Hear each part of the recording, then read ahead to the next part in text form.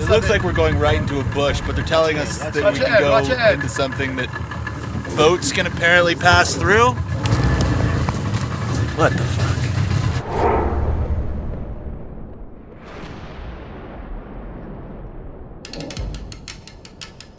In popular culture, pirates are identified by one iconic image, the Jolly Roger.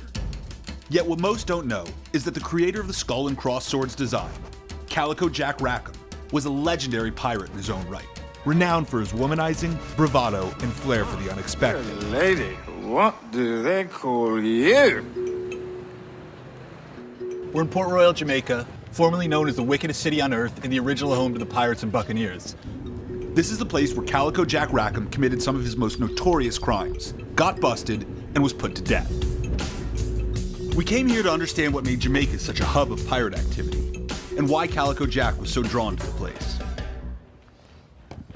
Port Royal was undoubtedly the richest and the wickedest place on earth. It was the most important city in the Western world.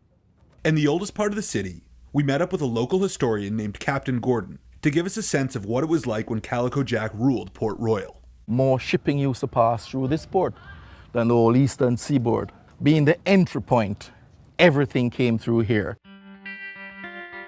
With its proximity to the world's most valuable trade routes, Port Royal became a boomtown for piracy in the late 17th century. Jamaica was the hub at this time of the British Caribbean. Across the harbor from Kingston, Port Royal was this Sodom and Gomorrah kind of place where all the buccaneers used to go and carouse and womanize and drink and get into fights and kill people and spend lots of money. It was the original template for pirate life. I can tell you straight up that we lost a portion of the city. That would basically what we refer to as the sunken city there. But the old city of Port Royal is mostly underwater. It's underwater. The town grew so rapidly in one 10-year stretch that more than 2,000 buildings and 6,500 people were crammed onto this tiny spit of shifting sand that was just over a square mile in size. But in June of 1692, a devastating earthquake struck, killing almost half the town's residents in an instant and sending most of the city into the sea. The people who stuck behind to rebuild the city were those unafraid of a challenge: murderers, prostitutes, and pirates. Notoriety was earned through acts of boldness, violence, and bravery, and Calico Jack had those in spades. Calico Jack Rackham wasn't known as being a great fighter particularly. I think he was known more for his flamboyance and recklessness. He had served under Charles Vane, and eventually the crew of Charles Vane's vessel deposed him and made Calico Jack the captain. With the backing of his crewmates, Calico Jack laid siege upon the open ocean. As for Port Royal, the already fragile peninsula was further engulfed by floods in 1722, leaving the remnants of the pirates permanently embalmed in the waters just offshore. And for those intrepid enough to search, the treasures left behind are still on open display. We found two local fishermen, Chino and his brother Z, who've been diving these waters for over 40 years. These artifacts is like from the old pirate days, and the city had sunk, so you got a lot of artifacts out there.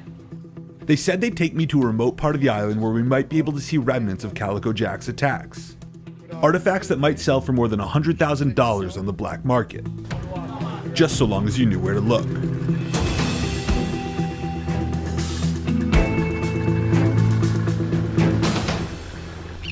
How many ships do you think are out in this harbor? Maybe you can find hundreds of them. Really? Hundreds? Yeah. See cannons inside the water. Those are huge cannons. They all look like they're 15 feet long. One of that could weigh about 2,000 pounds. Wow. Two more, right? Yeah.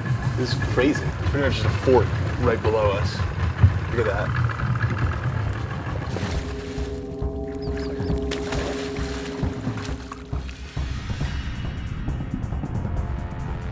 They say in his lifetime, Calico Jack amassed a fortune of about $1.6 million in today's money. Not a bad wage for a drunk, womanizing thief. These cannons are priceless, but are resting in waters that are now protected by the Jamaican authorities. Back in Rackham's day, they would have been typical of the arsenal of those same authorities that were hot on the heels of Calico, as he pillaged and plundered the coast. Calico Jack ended up doing an extremely audacious thing. He started raiding vessels right off the Jamaican coast, very close to the principal naval base of the English presence in the Caribbean. And pretty soon he had all sorts of bounty hunters chasing after him. With a hefty price on his head, Calico Jack headed to the Bahamas to get a royal pardon for his crimes as a pirate, in exchange for selling out his old mentor Charles Vane. As he went, he had to carefully evade the British and Spanish navies, as well as the bounty hunters who were after him. The channel that we're going through, they used to use it years ago, like to shortcut to go through the mangroves. You arrive up in the Kingston Harbor. It's the kind of place I'd imagine only a local would really know how to get around. Boats will just pass in here, I wouldn't see you. Nobody's gonna find you. You just hide out in these little coves, and whoever's coming through, you can just you can pick them off. Yeah. Mangroves like these were the ideal hiding place for flotillas of pirates in many small boats to attack larger frigates as they ventured into shallow water ports for harbor. The pirates had a lot of things to be concerned about. I mean, ultimately, they didn't want to be apprehended by the authorities and brought to trial. So they were constantly looking for hideouts. They looked for secluded places where they would be unlikely to encounter unwanted naval attention. They could escape from their pursuers and hide in any of 100 unmarked coves and hideaways. We're gonna show you that the boat can go up in this. So come down just it looks like we're going right into a bush, but they're telling us that we can go into something that boats can apparently pass through. Don't go up no further. Don't go up no further. See. What the fuck? We're in a bush. They can't see you. But yeah, you're just completely covered in here. Nobody can find you. Nobody can find you. Pretty much perfect pirate hideout. Rackham used this kind of cover for camouflage as he made his way across the Caribbean. In the Bahamas, Jack continued to get himself in trouble.